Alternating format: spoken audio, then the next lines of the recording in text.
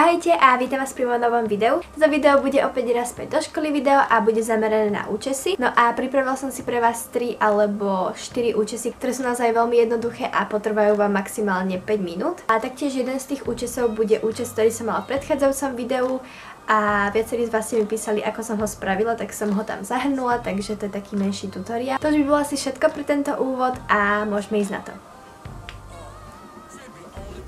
Ako prvé tu mám túto vlasovú členku, ktorú si veľmi jednoducho vyrobíme zo zapleteného copu.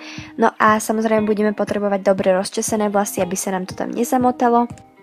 Zoberieme si jeden z bočných prameňov, no a začneme ho pomaly zapletať a potom keď už sa dostaneme do takej tej nižšej línie, tak to prehodíme na druhú stranu, no a tamto už len pripneme sponkou. Ja som si tento účes veľmi obľúbila, keďže mám rada rozpustené vlasy, ale viac by to asi vyniklo na blečích vlasoch. Ako druhé tu mám takýto fishtail, ktorý je v falošnom cope, čiže jednoducho si vypneme vlasy dohora a potom si už spravíme fishtail, alebo pokiaľ chcete tak aj klasicky zapletený, alebo zo 4 prameňov, je to naozaj na vás. No a na skrášlenie som tam pridala moju mašličku.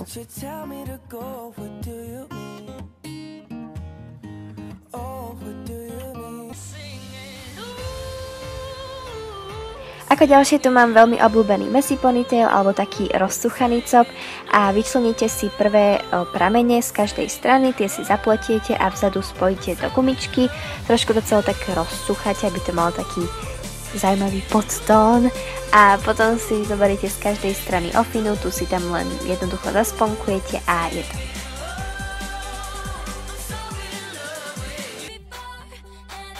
No a na záver tu mám opäť raz veľmi jednoduchý účes a zároveň je to účes, ktorý ste si viacerí z vás pýtali. Je to teda ten, ktorý som mala v minulom videu. Veľmi jednoducho som si spravila dodol, ktorý som si spravila tak, že som si pramene obtočila okolo mojej ruky a potom zaviazala. Na vrch som pridala mašličku a je to. Žiadna veda.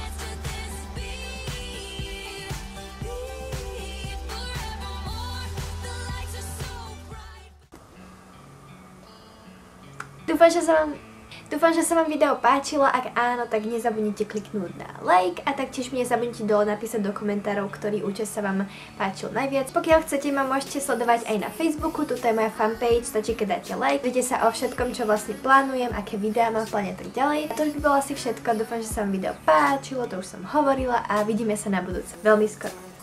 Pa! Au. No a viac informácií ohľadom videí alebo ohľadom toho, čo mám v pláne. A pokiaľ máte